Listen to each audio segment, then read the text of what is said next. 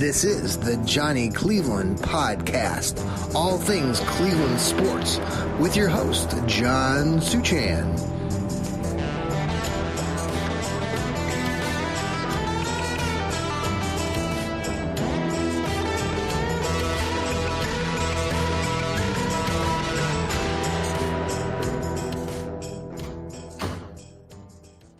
Well, good afternoon, everybody, and welcome to another episode of the Johnny Cleveland Podcast. And happy Easter to all of you who celebrate Easter on this glorious day. I hope all of you are having a great day here in the Buckeye State. It's just an awesome day, sunshine, and a lot of you are been outside. Maybe you will tune into this now or later.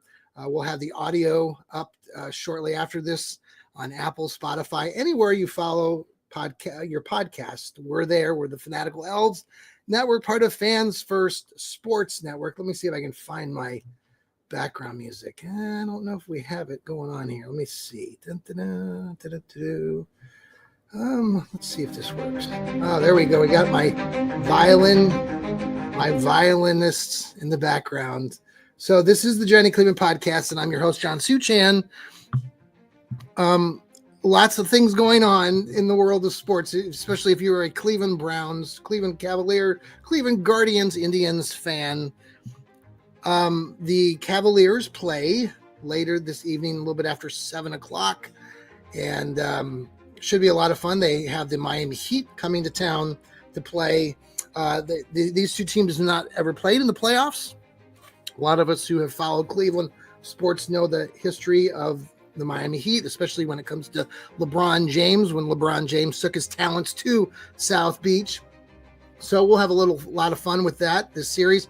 The Heat, I think we're coming into this whole playoffs as the 10th seed, and they ended up winning a few different games, and they beat Atlanta the other night. You talk about a team that gave up, the Atlanta Hawks and their stars. They saw some highlights of that game, just terrible defense at the end of that game, but congratulations to the Miami Heat. But now they get to play our Cavaliers. So, by the way, if you're watching us live here on the X, on YouTube, on Facebook, please comment. If you send me a comment, I'll try to answer questions. We're going to talk a little bit about this, that, and the other thing, especially the Brownies who have their draft coming up. I do want to give a shout out as well to the Browns Blitz coming up. Rod Bloom and his brother Jeff will be having their show coming up a little bit after 6 o'clock tonight, so tune back in for that.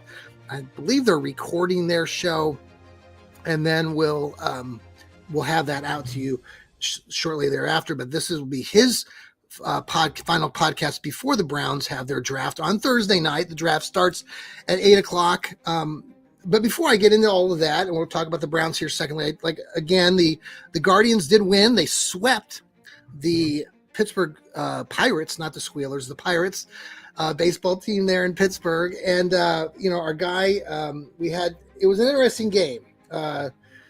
Indians, the Guardians had the lead. Manzardo is on fire with his 6th home run, got the Guards up 4-1, but the Guards are having some issues with their closer pitcher, and Clase blew it in the 9th, gave up 3 runs. They had a big lead.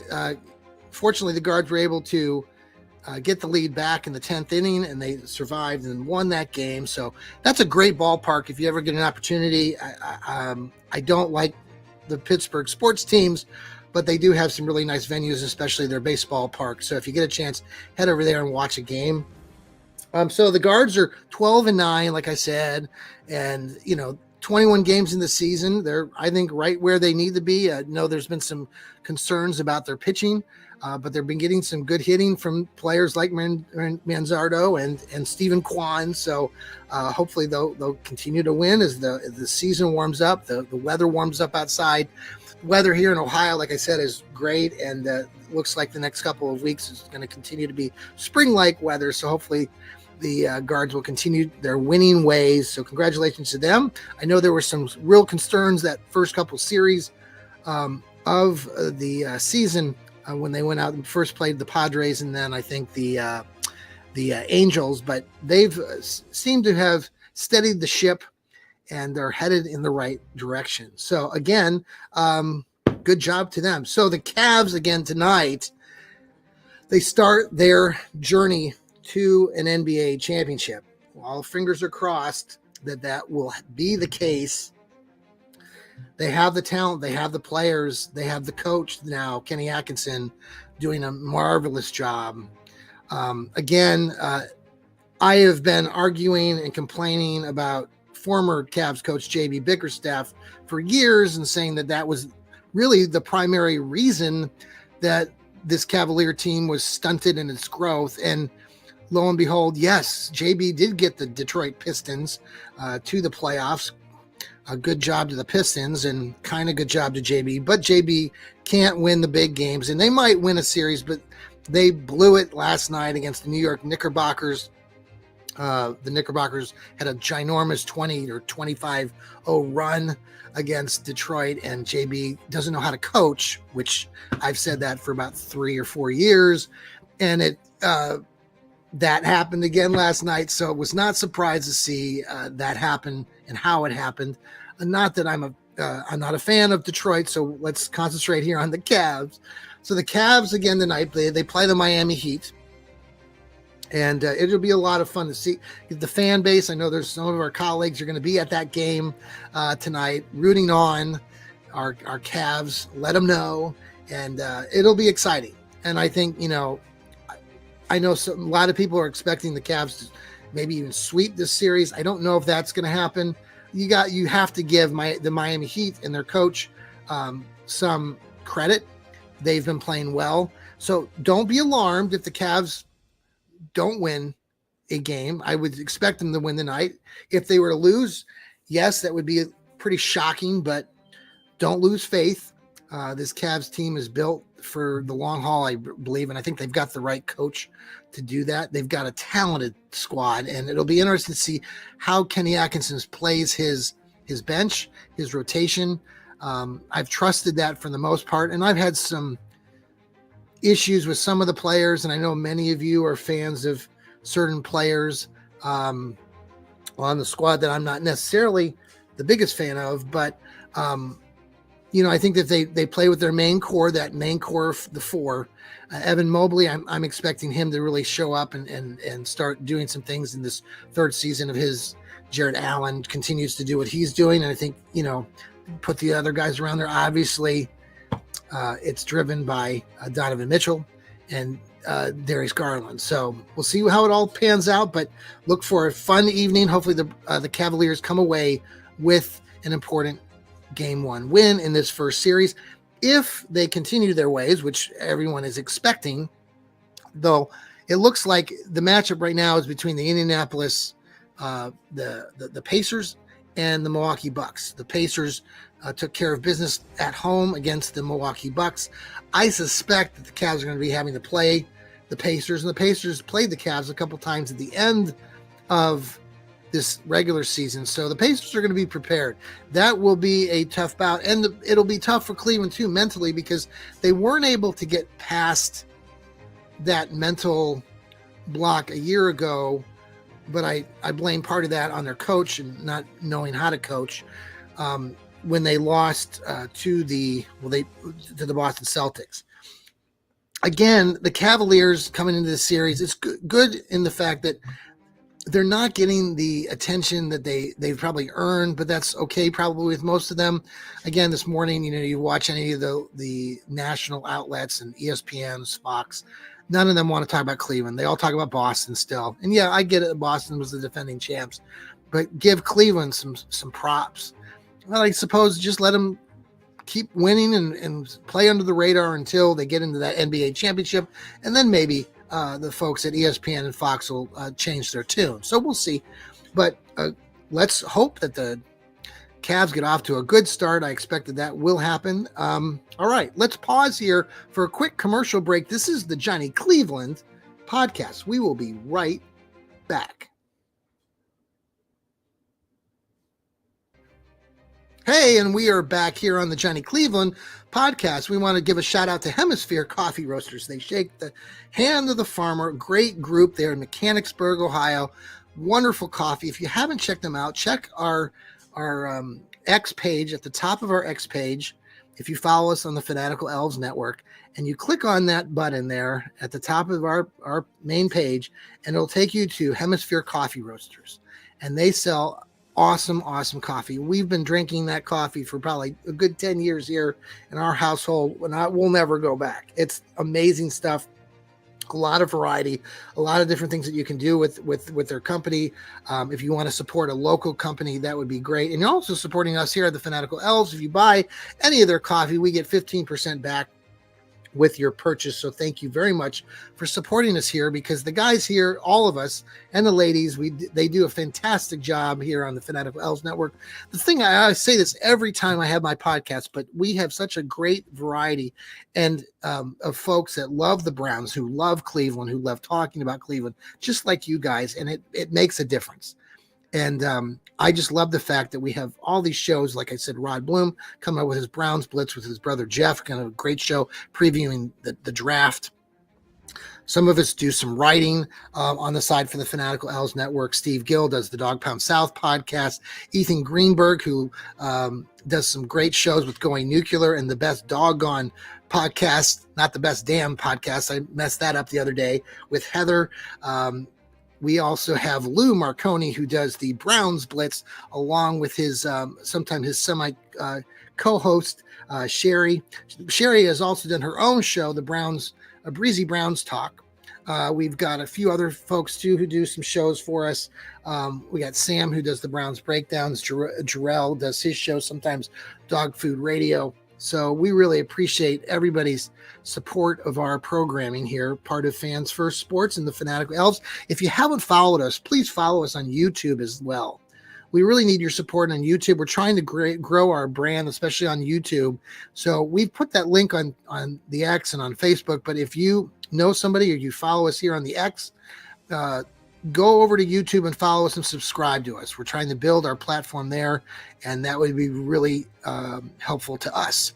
All right, final discussion here. The Brownies have a big draft coming up on Thursday. Now, we're going to have some shows here on the Fanatical Elves Network.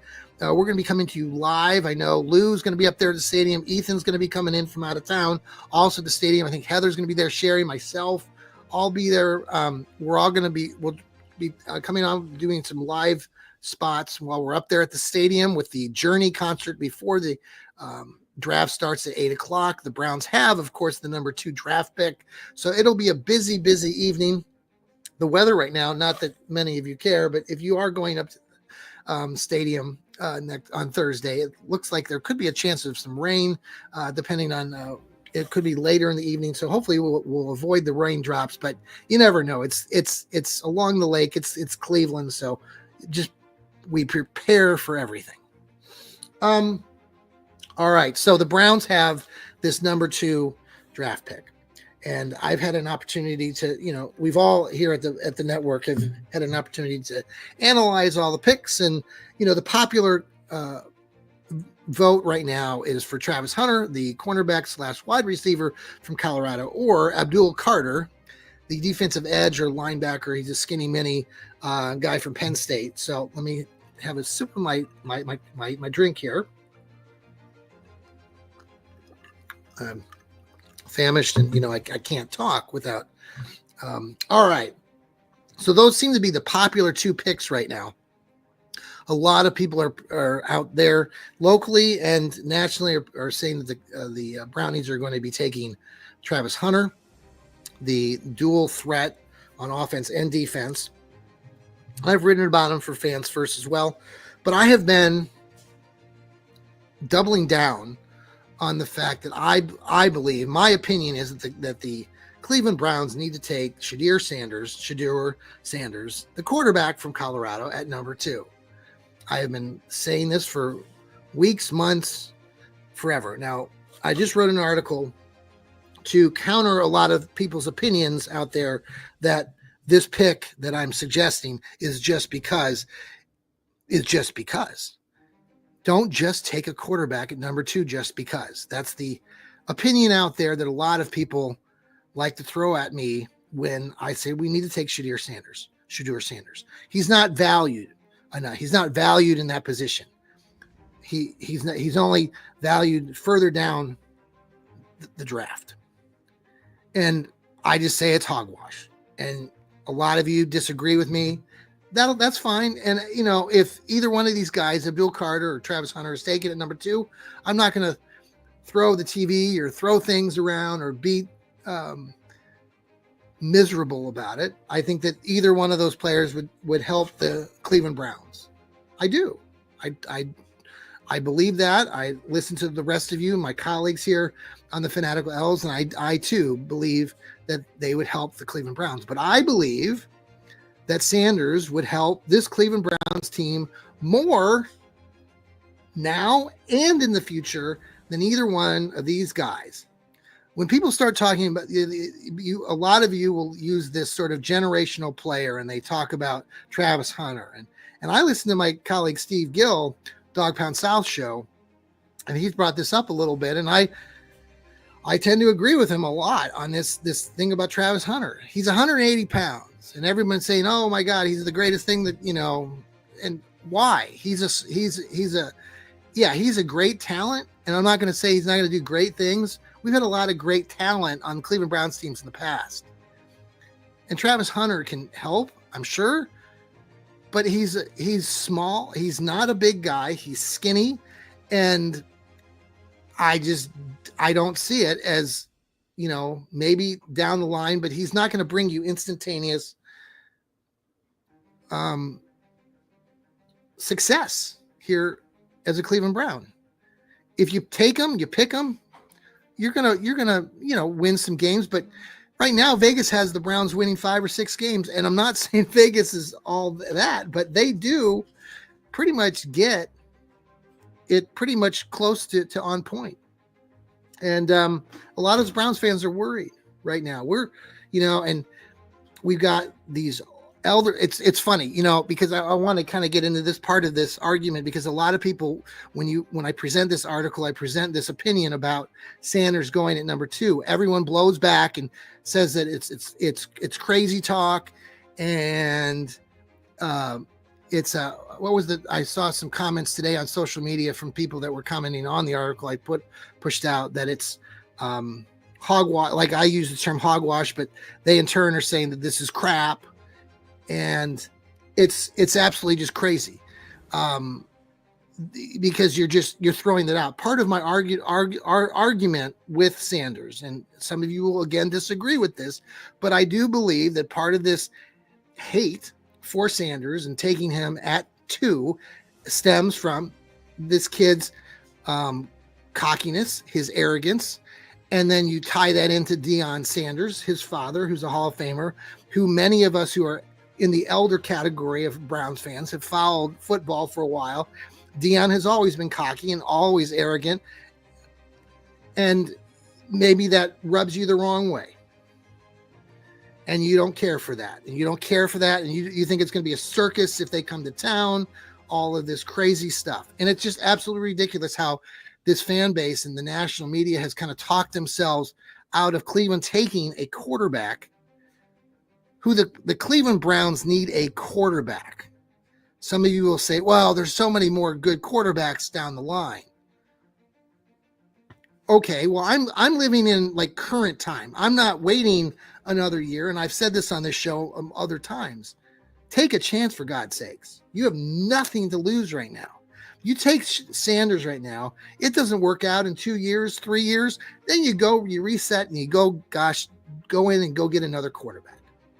Somebody I was getting back to on the social media platform was talking about if the Browns wait, everyone says, well, they need to wait now, or maybe they can trade back in to get someone like Jalen Milroy from Alabama. Oh my God.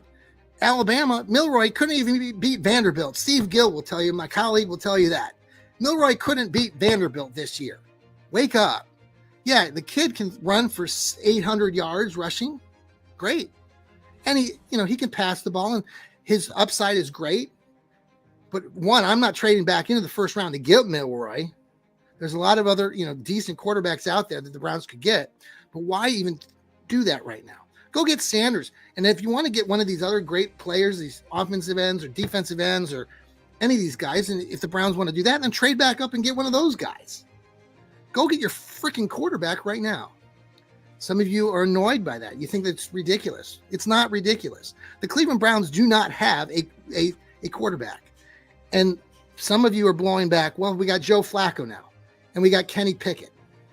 Well, if the Cleveland Browns really believe that they're set at quarterback and they're planning to go into the season with Joe Flacco and Kenny Pickett, well, they're writing their ticket out of town.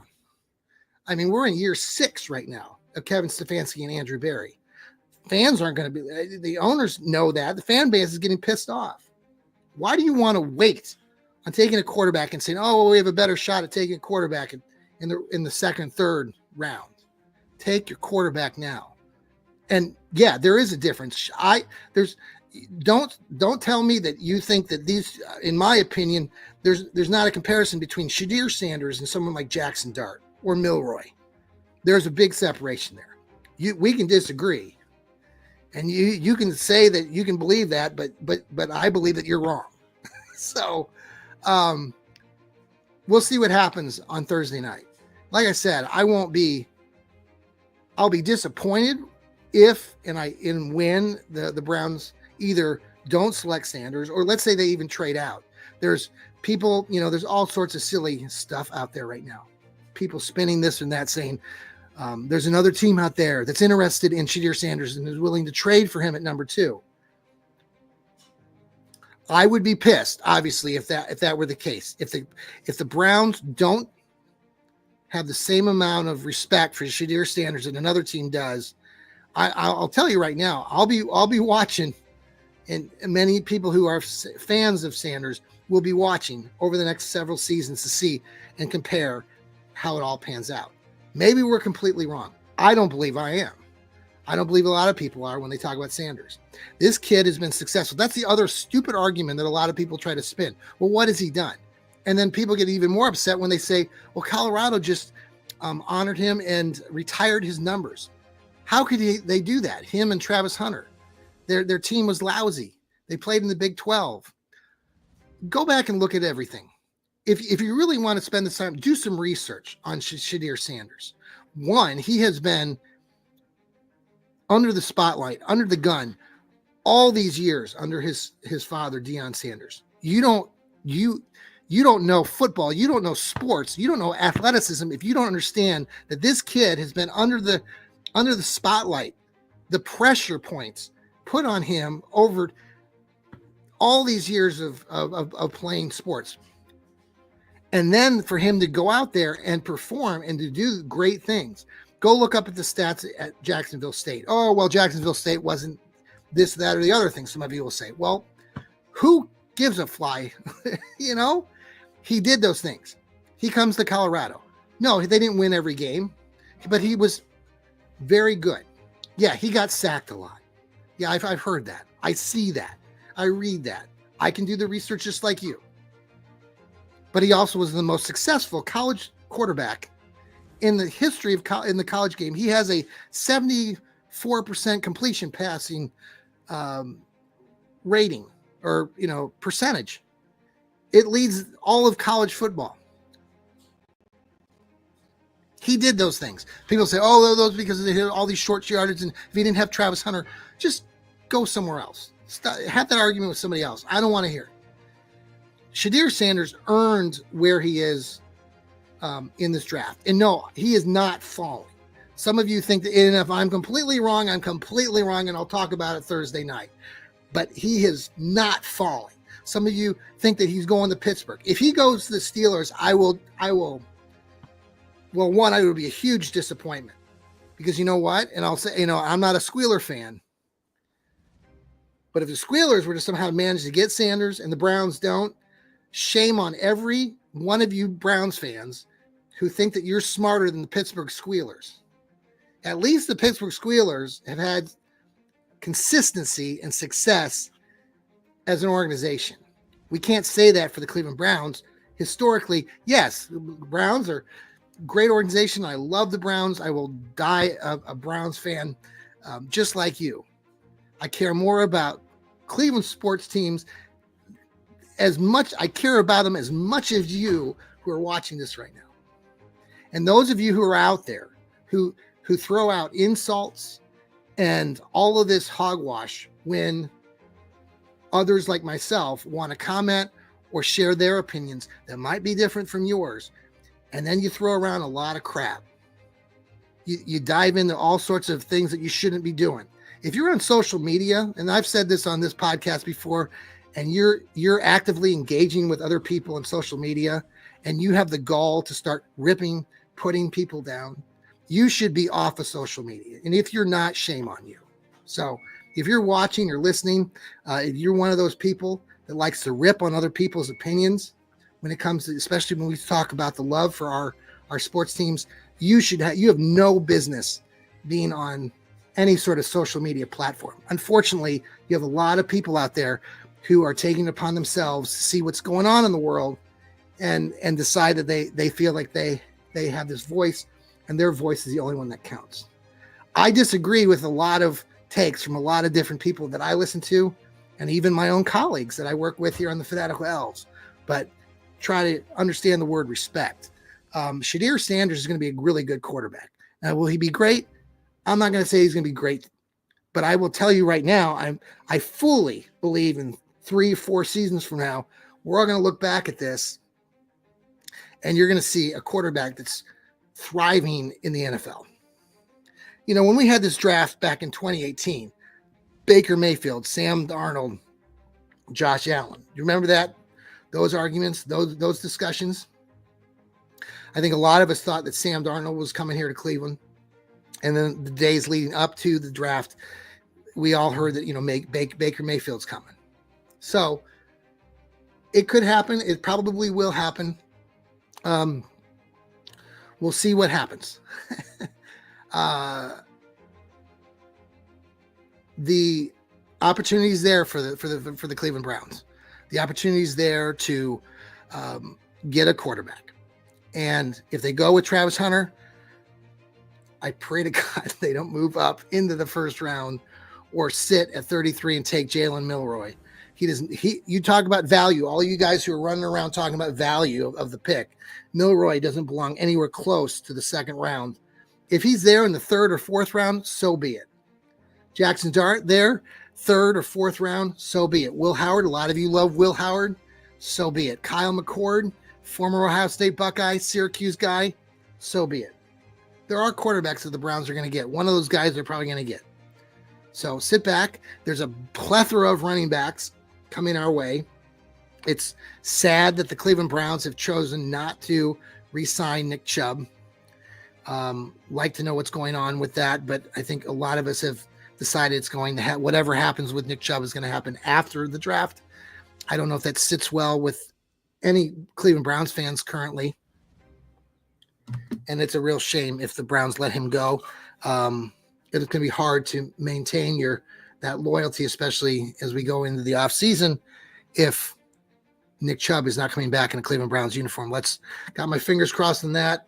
I've got a portrait up here in my loft over here to my left, my right, of Nick Chubb, and it's well earned. He's the best running back that we've seen in our time as Cleveland Browns fans. I think many of you know that, and it'll be sad if he's let go. So let's hope that doesn't happen. But the Browns, there are a plethora of running backs. I've been working on a mock. Again, if it would be my final mock, that it'll be a 7-round mock for the Browns. Browns don't have a 5th-round pick right now. They have multiple 6th-round picks and could work their way back in with multiple trades. My mock, I'm not going to be doing trades, but many of us here at the Fanatical Elves believe that the Browns will probably be doing some sort of trading back or up for picks. They have 10 picks, so maybe they move back into the 5th. Maybe they move back into the 2nd or 3rd. We'll see what happens. But, these running backs that I was looking at earlier today, there's so many good ones. This Martinez kid down in Miami. I've written about Ollie Gordon out in Oklahoma State. There's this DJ Giddens who I love. I've watched him. I used to live in Kansas, and I think he's a great running back. The Devin Neal, also from Kansas. Giddens is from Kansas State. It's 2 different schools.